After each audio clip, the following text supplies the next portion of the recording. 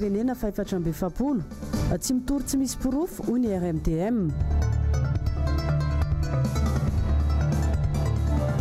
Fandalova ministra ndraha raha mbahiny frantsay amseho Fred Sakina hitaky ny Ilze Par sara ampitso ny malagasy.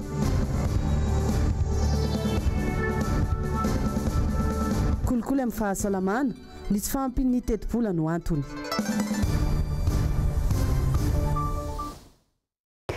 Amkafalena tompokilay sy tompoko vavy nandesinay mitsidika ny tokantranonao amin'ity matonaly ity alakamisy faharoapolo ny volana febroary taona roapolo amby roa arivo. Magnano mbola tsara atsika jiaby izay manaraka ny fahita lavitra ary magnano karibo atsika ihany koa anaraka ny vaovao hatramin'ny farany.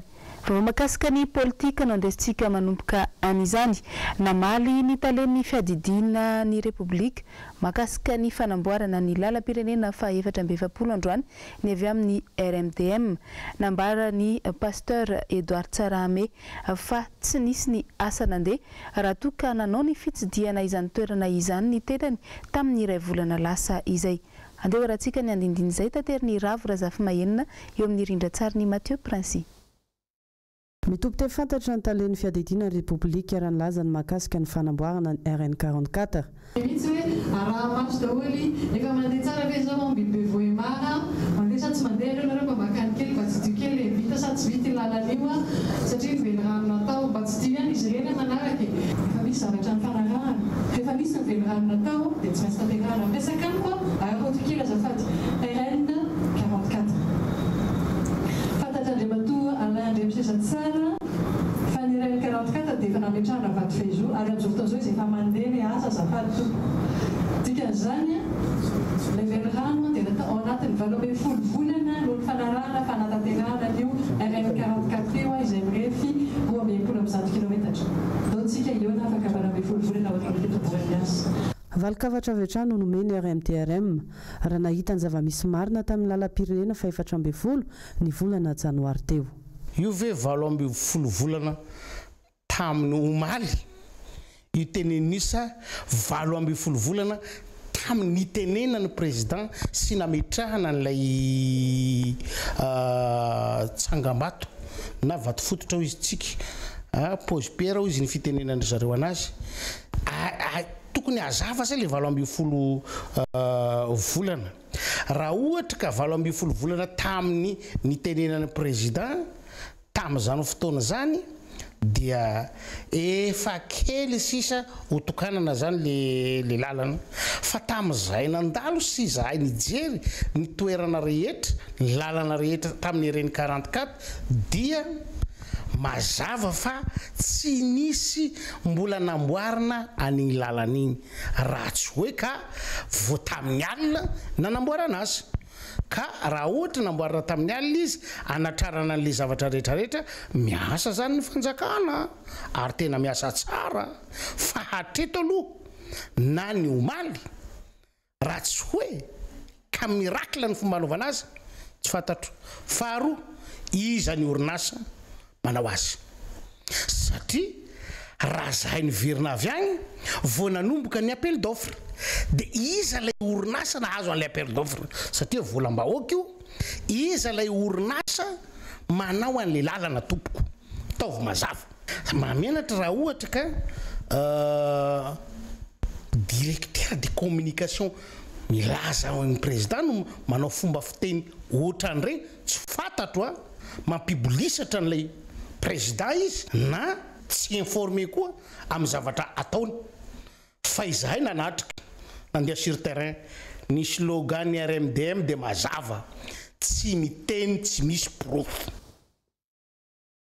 Fa eo amin'izay tontolo ny politika izay hatrany manoloana ny fahadalovan'ny ministry ny raharaham-bahiny frantsay eto amintsika dia isy ny etsika goavana izay ho tanterahan'ny RMTM ny monde justice ary ireo fikambanana maro entina mitaky ny famerenana ny Ilze Parsa na ireo nosy malagasy.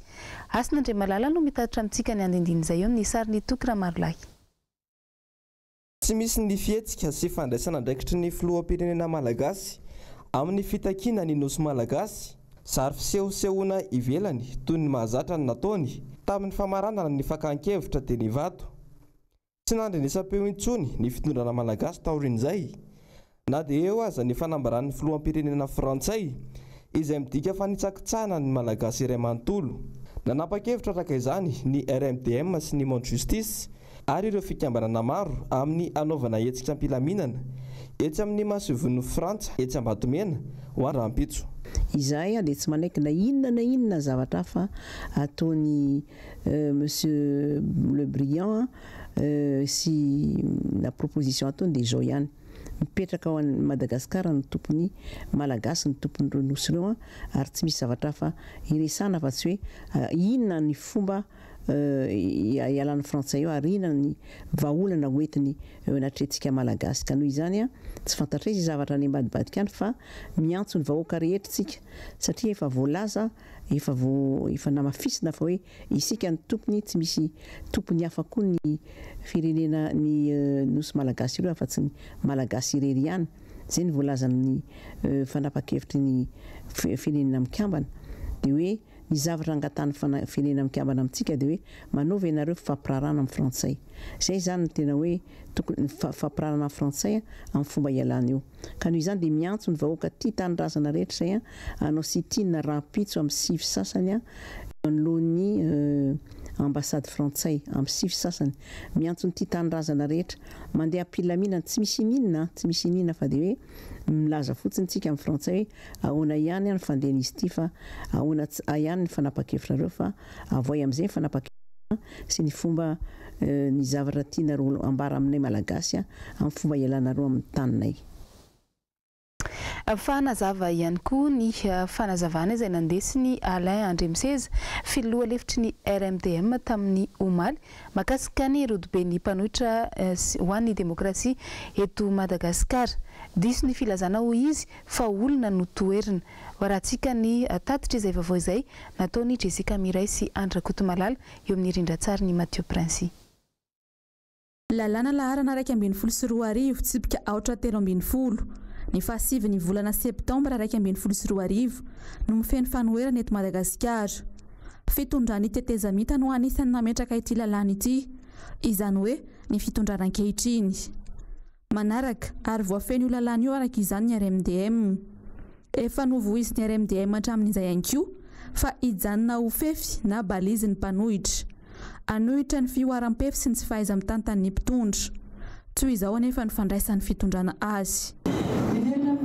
Resaka andriamatoa ministra sénateur efa solombavam-bahoaka mpanao gazety fahalalana miresaka ny mandinany mpanohatra fanontaniana tiako apetraka aminareo ilay fanoheranareo ve tompoko andriamatoa Andry Rajoelina ve toerinareo sa ilay fampandrosoana entin'andriamatoa Andry Rajoelina ve toerinareo sa ilay hevitra tilo hoe toerinareo.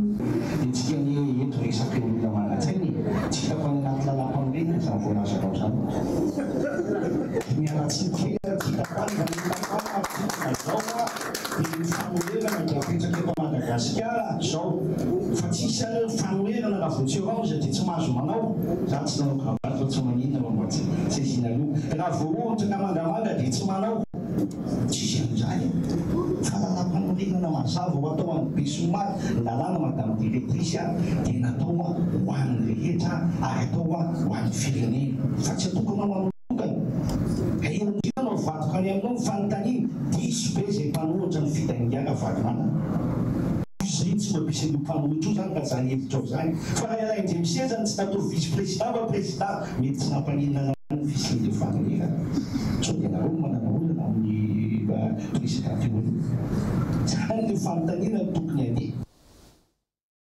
Fa anisan'ny nikoranesina nandritra ny iny adievitra omaly iny ihany koa ny makasika ny tetikasa IEM.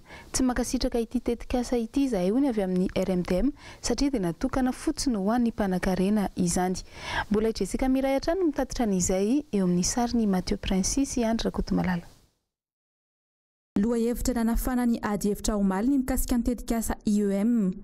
Ity tetikasa ity izay heveriny fitondrana ankehitriny fa ho fivoarana ho an'ny Madagasikara.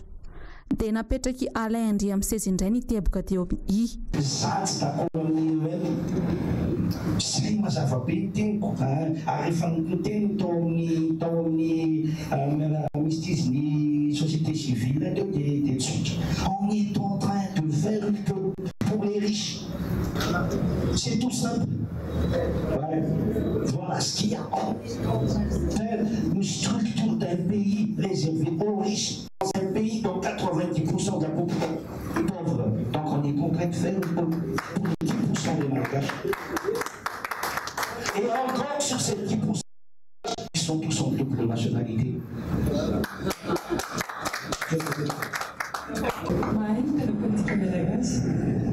Et je l'encourage, monsieur Mbs, à continuer dans cette voie-là, parce que tel que c'est parti, il n'y aura plus de politiciens à la prochaine fois. Parce que vous êtes en train de dire le contraire de ce que le monsieur a dit tout à l'heure. Je suis désolée, mais là, on est tous là, il n'a jamais dit que la politique de l'État actuel est faite pour le riche. Madame la directrice, la moindre chose dans la politique, c'est avoir au moins 2 idées qui sont bonnes. Je suis désolé. Avoir une faction qui fait la politique pour les riches et fait la politique pour le social, ça n'existe pas tout. La gauche, les travaillistes, les conservateurs, partout. C'est pas nous qui l'avons inventé, ni moi d'ailleurs.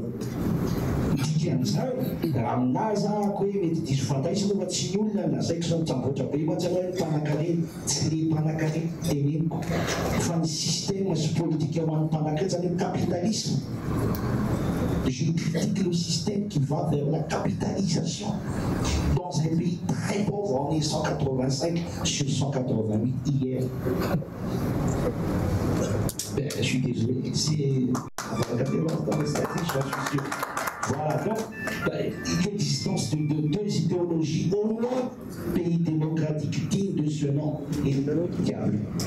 Donc, comme si vous vouliez faire une politique pour les riches, pas de problème, vous avez le droit. Nous, on a dit qu'on veut faire une belle politique sociale, on a le droit aussi. Dites pas, vous dites ça parce que non. C'est pour ça qu'on est dans l'opposition, même si on n'est pas encore légal.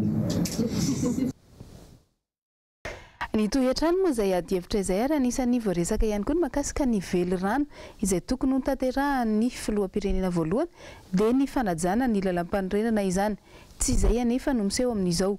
Anisan'ny navoatra ny Alain Mbs ihany koa io nandritra ny datana ny donakafo ho an'ny tanora tamin'ny omaly izay tsy fanajana ny lalam-panorenana ataon'ny filoha izay. Andeha rahantsika hatrany ary ny tatitra izay. Velirano, eritaona ty aoriana, izay ny loha hevitra nampitondraina ny ady hevitra no karakarain'ny donakafo ny tanora omaly. Ankoatra ny velirano 340 ny fanaovan'ny filoha tamin'ny vahoaka malagasy, izay tsy mbola nisy tanteraka aloha hatreto. Ny velirano voalohany ny fanatanterahana lalam-panorenana. Iny no voalovoary tamin'ny vahoaka nananganao ny tanana, tsy maintsy iny any ambontsika ny ady hevitra.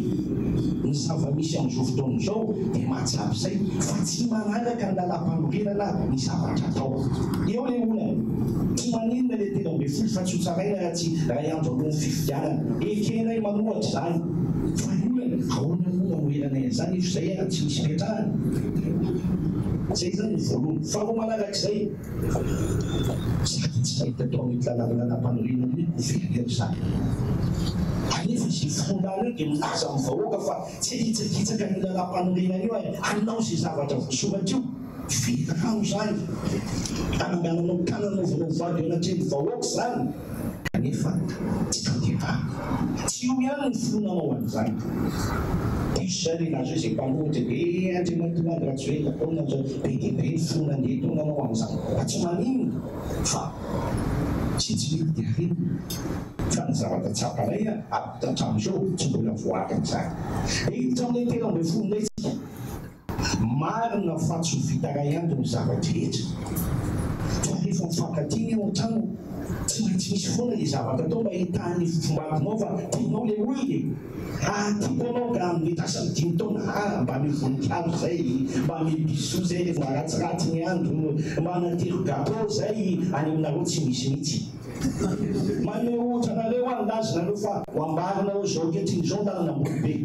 Nentinareo ny traktery, nataonareo ny tsangabato, nataony ny aperitovra tamin'ny octobre zay na septembre za tsy dia mahitady loatra fa ty fa nitadiko ndray tamin'ny 9 janvier naverina ny aperitovra tsy misy fa février tsy tramasy izay mahatonga ny olona mametra-panontaniana tsy ny fanoherana ny mametra-panontaniana fa ny vahoaka malagasy so variana amin'ny aindreny tsy fanjakana ty ka ny zavatra tokony atao tsy atao na ny taleny seraserany fiadidinan'ny repoblika azy hita ho sahirana nanohana ny hevitra ny fanatanterahina ny velirano fininona resakitsika tsy lany rehefa tao andry rajoelona raha tsy nanaiky ny fomba fitantana sy ny fomba fijeriny ny vahoaka malagasy ny any angamba tsy azo ny olona dia hoe aiza ihany ilay fampanantenana zay angamba efa misy ve ny concrétisation ary efa mba ao anatin'ilay zavatra noresahana ve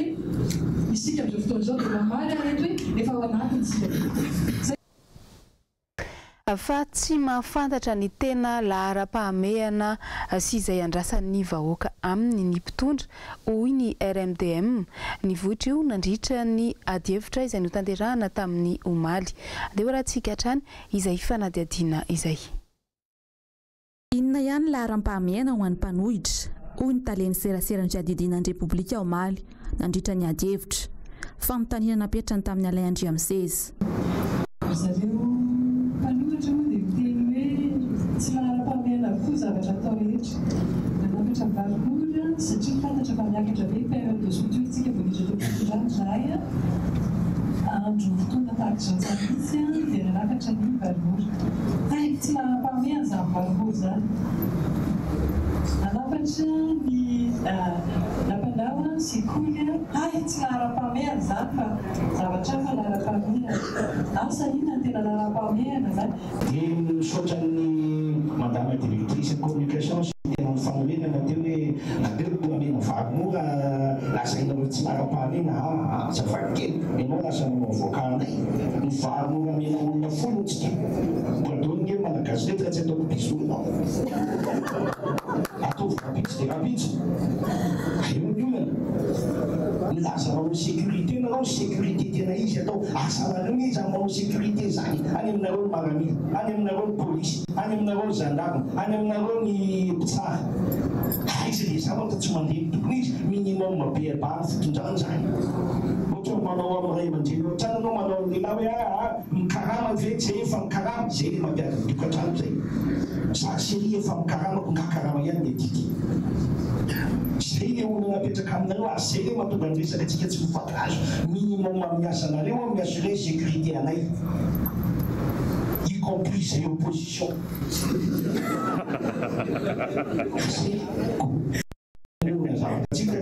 zay teny dia osonareo le zay velanao taonay tsisy tenjehanareo tao nentinareo tany amin'ny RN5 hita ny tracteur miaraka amin'ny pokina inona tsy maintsy anatin'ny herinandro voaka télé zany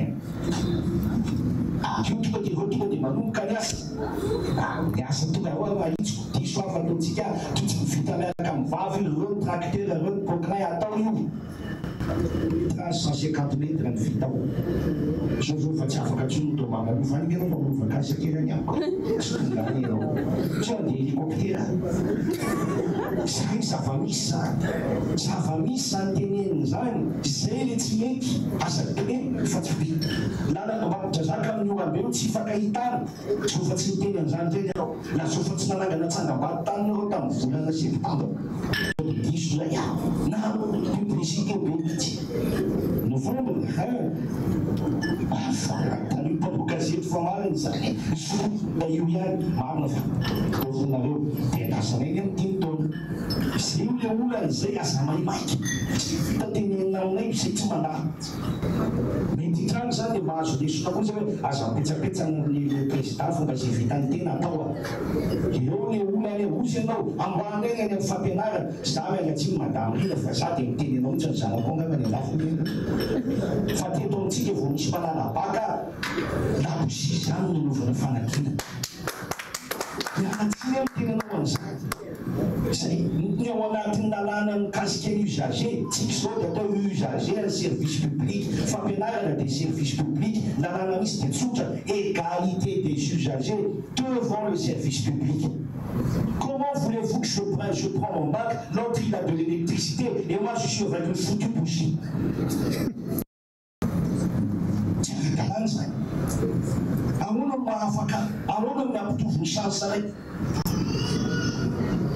Zay fantanina zay no menanareo vahoaka tsy ekenay zany rehefa aveo ndray atao budget zay anao misy volamena adiniko nakanina za man tsy de mahay finance publique loatra antany le namana tany koa fa nalefa zay le vola atao budget rectificatif izy nalala tany amin'ny social de nalefa ny fonds souverain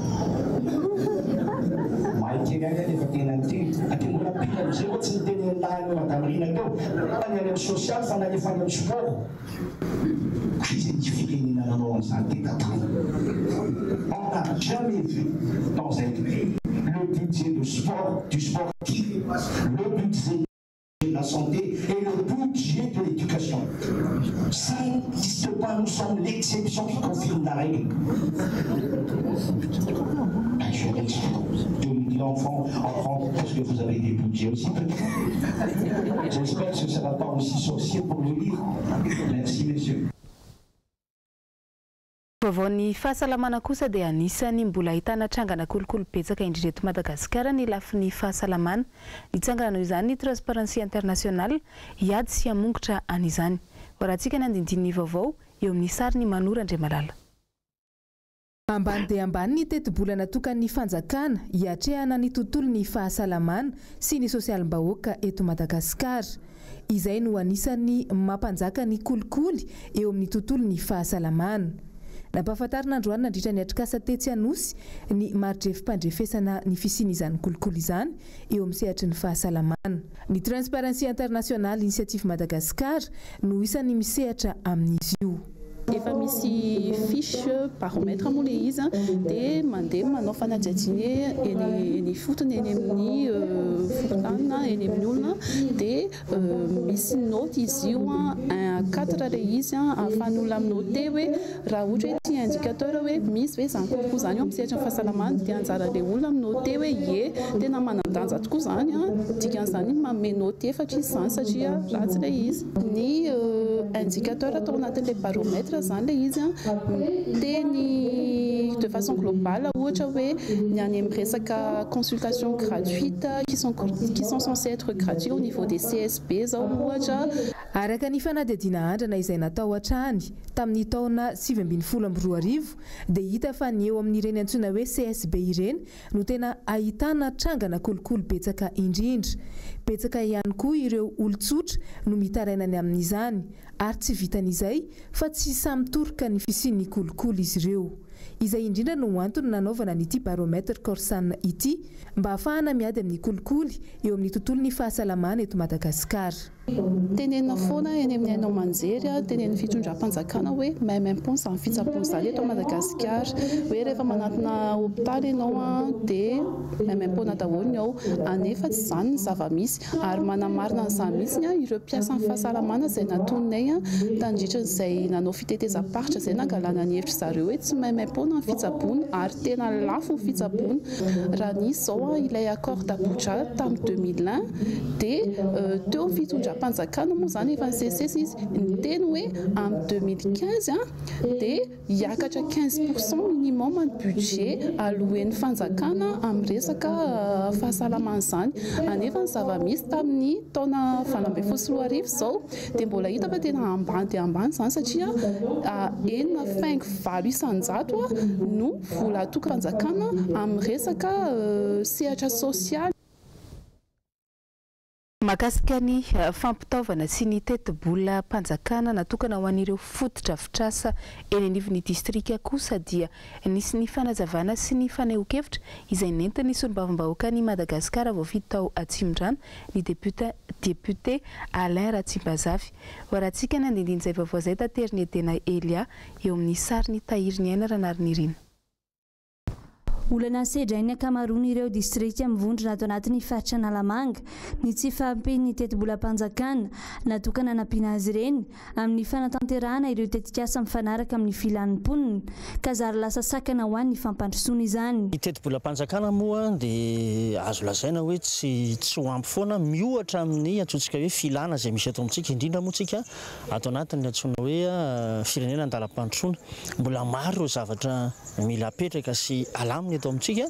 Vokatr'izay dia io teti-bolam-panjakana io dia tsy ampy ny hatanterahana ireny filana rehetra ireny. Fa kosa ny fotoanan-dohatra an'izao dia ahafahana mamoaka tsaokevitra zany amin'ny farany hoe inaby aloha ireo raisitsika hoe axe prioritaire na ireo laharam-pahamehana isaky ny faritra ohatra dia ireny no arindra ao anatina teti-bola ao anatin'ny taona anankiray.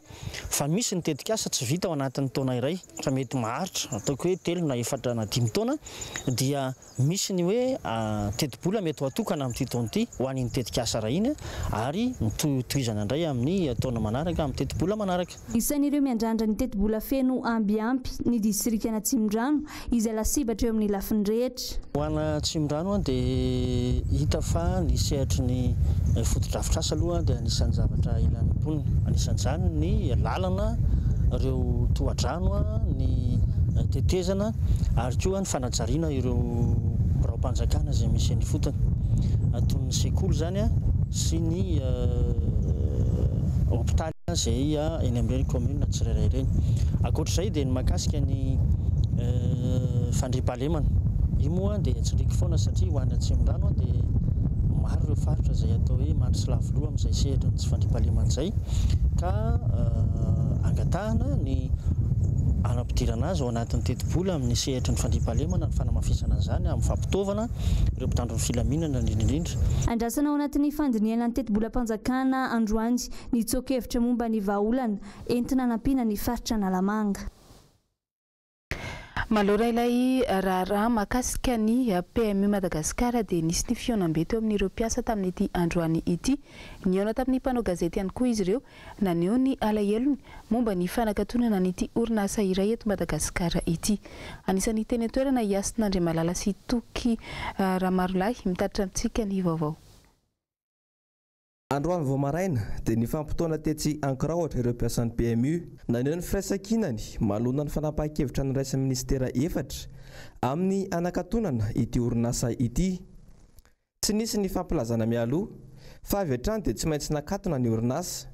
Misy amin'ireto mpiasa ireto no avy amin'ny faritra lavitra ny renivohitra tonga nanamafy ny hetsika. Tsy mitokony izahay fa tonga aty izay fa tamin'ny talata mantsy niasa soamantsara izay tany amin'ny point de vente dia nisy note de service tonga tao amin'ny serveur hoe ajanony ny ventenareo dia izay aragaga hoe fa misy inona satria ny société mandeha ara-dalàna dia naorinay ny entana dia nakaty izahay satria izay mibaiko dia tonga taty izay vao neny tamin'ny lehibenay hoe tsy sitraponay ho sisy ny lehibenay fa noty avy any amin'ny arrêté interministériel ministère efatra no teny hoe mikatony ny PMU zao dia zao dia nanaiky izahay miandry zany izay hoe inona zany ny suiten'le tantara dia mangataka izahay ireo hoe sokafy ny société anay esanay fa 800 employés izahay no very asa raha satria mikatona tanteraka ty société anay ity. Le izy tsisy erreur anay aminay hoe société maloha hetra ara-dalàna mandeha tsara mihitsy tsisy problème fa dia ohatra hoe adiny lehibe ve dia izahay no izakany vokany tsy eran'ny anay zany.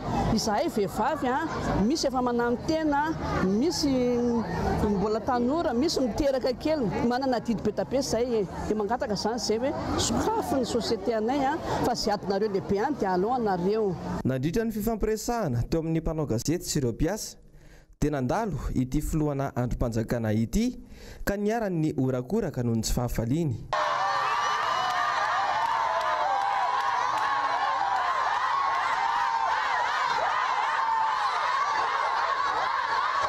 Raha ny vaovao vao milatsaka izao ariva izao dia niverina ny asa ireto mpiasa ireto satria niemitra tamin'ny fanapahan-keviny ny mpitondra firenena.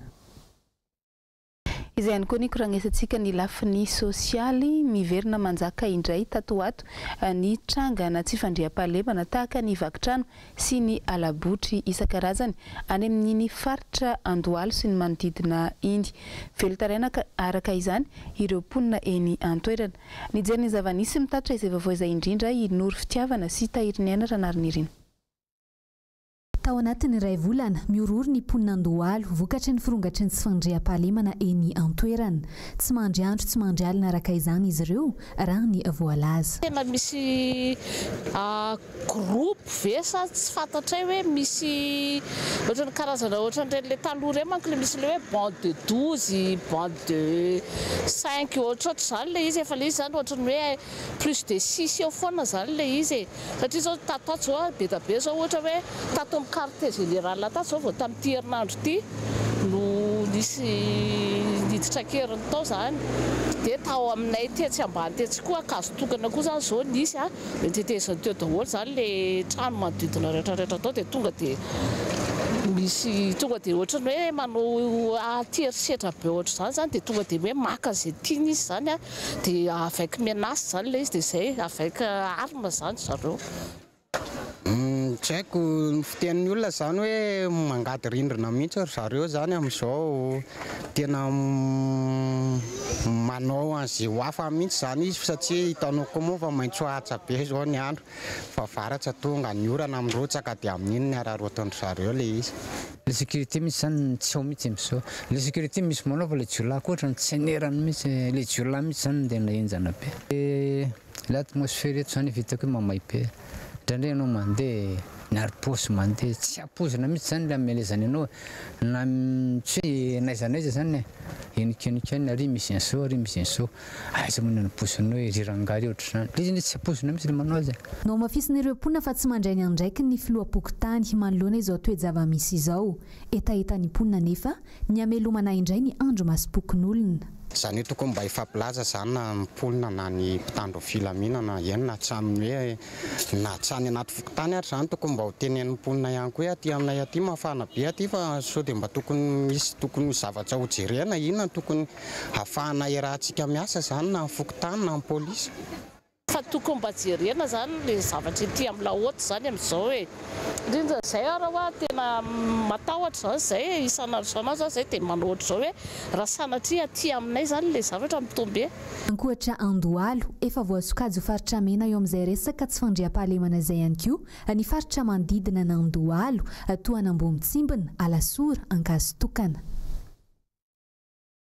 Eo amin'izay vaovaony sosialy izay hatrany moa toy ny raharaha fahafatesany Taisy nidoboka amponja vonjimaika hifanantenana rainjanaky Taisy noho ny fantatra fa voapanga nampiasa herisetra.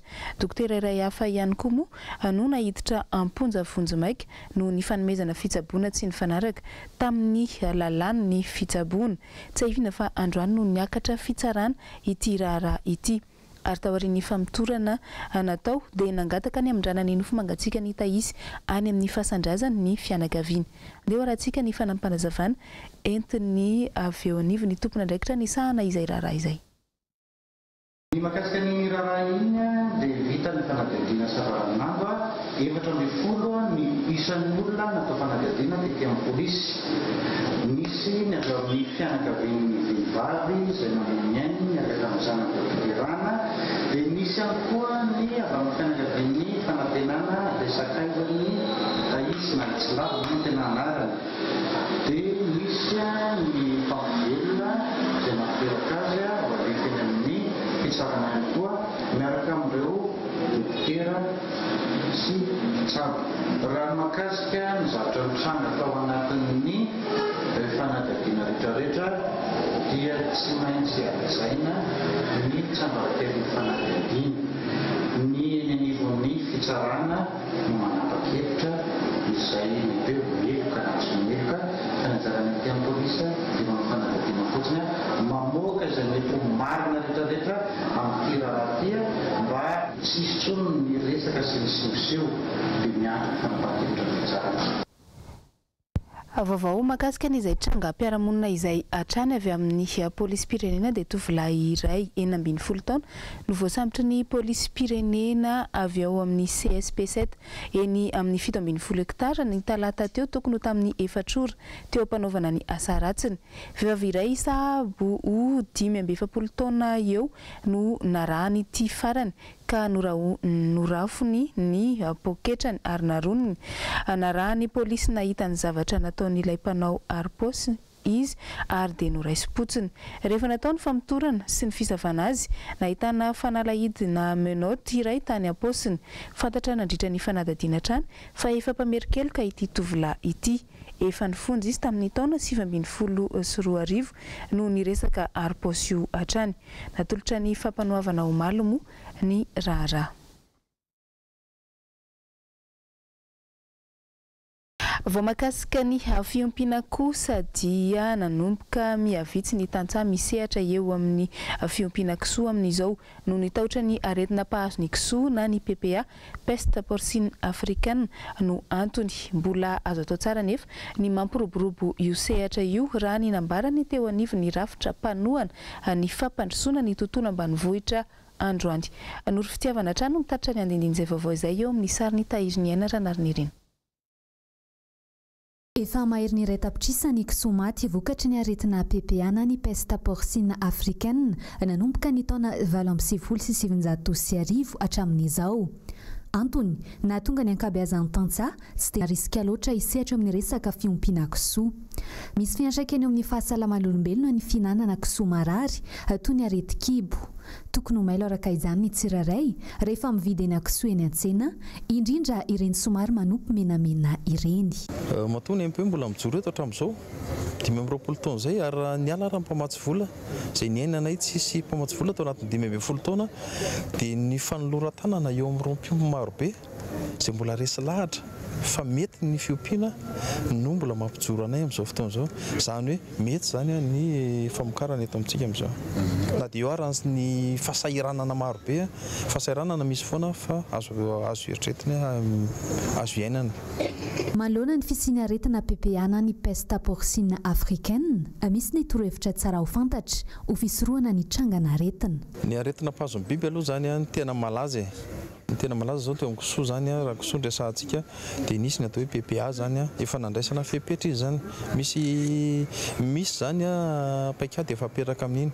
Any amin'ny akoho zany dia nalaza be taloha zany hoe maladie de maraiky zany efa voafeko izy amin'izao fotoana izao noho ny fisian'ny vaksiny isan-karazany zany hoe hitadiavana zany vahaolana rehetrarehetra amin'ny PPA amin'izao fotoana efa misy ny produit manokana entina mamono ny otrika aretina.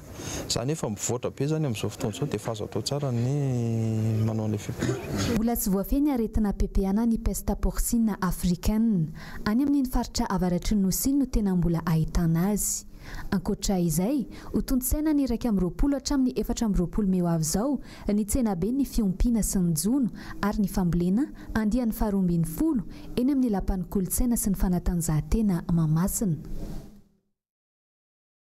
Vaovao ny fanabeazana dia sekoly mpanjakana miisa 30 manerana ny nosy no anokafana ny tanin-janakazo ahitana hazo fihinam-boa miisa 2 tapitrisa isan-taona.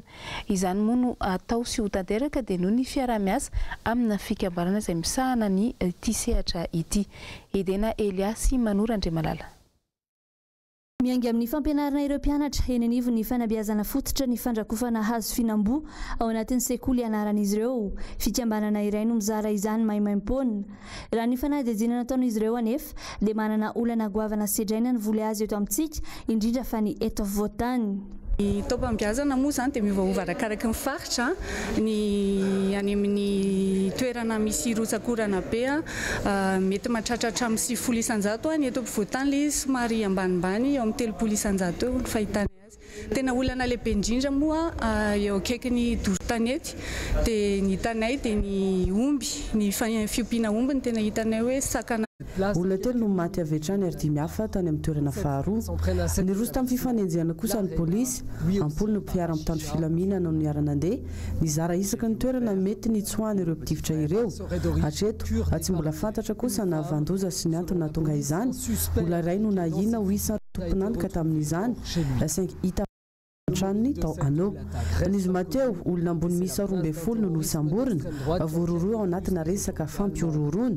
Atao anatin'ny taona maromaro izay anisan'ireo firenena lasibatra tamin'ireo jihadisty Allemagne. Olona 12 no namony tao Berlin ny taona 1924. Vendredi dernier. Erana keo koa ny azona tolotra tamin'ny tiniany ity tompo klasy tompo vavy mankasitraka anao nanaraka ny vaovaontsika hatramin'ny farany. Mametraka ny veloma mandrapitafa ao aminao ny tenako. Amara matinalikaran'izao koa antsika mitrotro eto samy tsara tompo klasy tompo vavy.